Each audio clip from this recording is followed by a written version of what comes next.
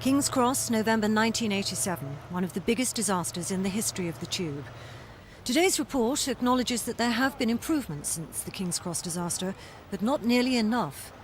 Take evacuation. According to the report, the question of how to deal with an emergency at Victoria, for example, with hundreds of people standing in the ticket concourses and with scores of others streaming down the steps from the mainline station, doesn't appear to have been tackled. They say management hasn't considered any other major hazards apart from fire, and that even then the fire procedure notices couldn't in any sense be described as planned emergency arrangements, with one exception.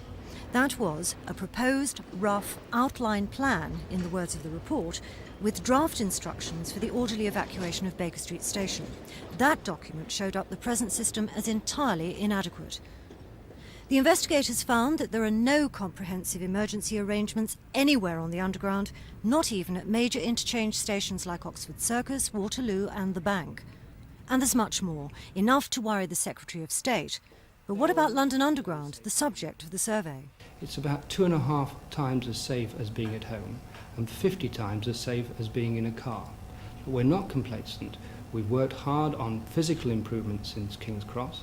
Now we're working on the management systems that this report's about to achieve further improvements.